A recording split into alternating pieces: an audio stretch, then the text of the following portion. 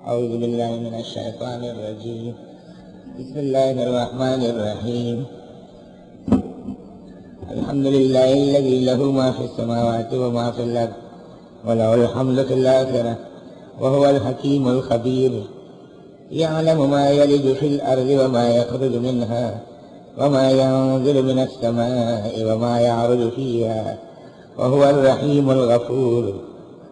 سورہ سبا مکی ہے، 54 آیات اور 6 رکوع ہے، نزول میں 58 ہے اور ترتیب میں 34 ہے، بیان قیامت کی تفصیل میں پہلی صورت ہے۔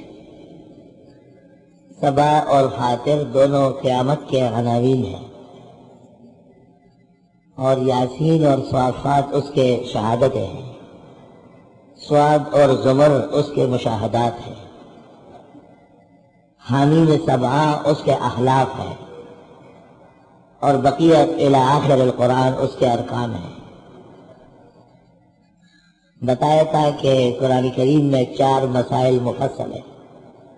پہلا یہ مسئلہ ہے کہ ہر چیز کا پیدا کرنے والا اللہ تعالیٰ ہے، اس کو کہتے ہیں اللہ تعالیٰ کی خالقیت کا مسئلہ۔ اور دوسرا مسئلہ ہے اللہ ہر چیز کا پالنے والا ہے، ضروریات پوری کرنے والا ہے، ربوبیت کا مسئلہ۔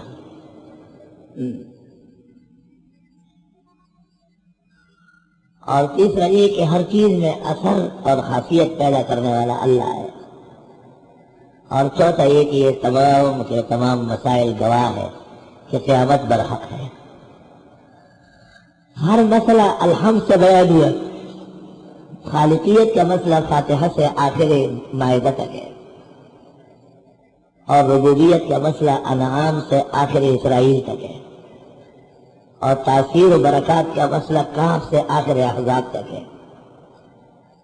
سبا اور فاطر سے آخر قرآن تک مفصل قیامت ہے۔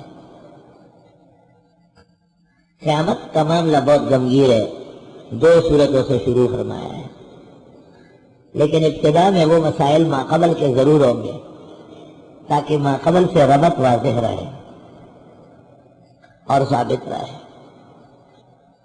تو سبا اور فاطر یہ عنوان قیامت ہے، اور یاسین و صافات شواہد قیامت ہے۔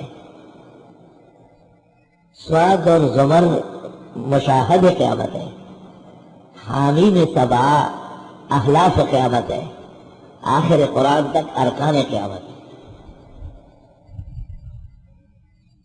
ہر صورت میں قیامت کا تذکرہ ہے، صراحتاً او اشارتاً یا کنایتاً، مطابقاً ہے یا تضمناً ہے یا التزاماً ہے، عبارتاً ہے یا دلالتاً ہے، یا اقتضاءً ہے یا اشارتاً ہے، لیکن قیامت کا تذکرہ یقینی ہے۔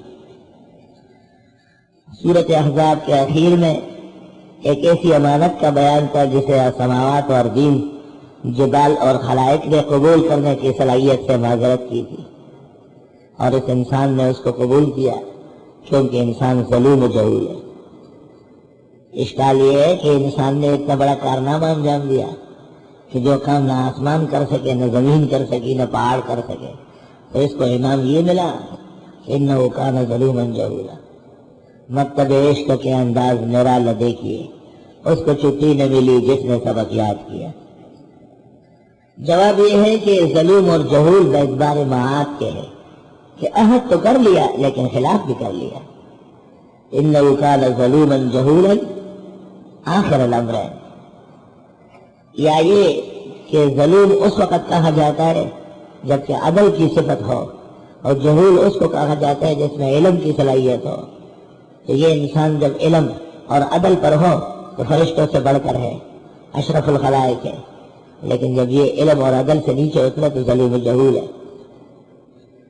ظلوم کو آگے کہا ہے منافق، اور جہول کو کہا ہے مشرک، اور اس دار امانت کو عدل و علم سے اٹھانے والے کو کہا ہے وَيَتُوبَ اللَّهُ عَلَى الْمُؤْمِنِينَ وَالْمُؤْمِنَاتِ وَكَانَ اللَّهُ غَفُورًا رَحِيمًا۔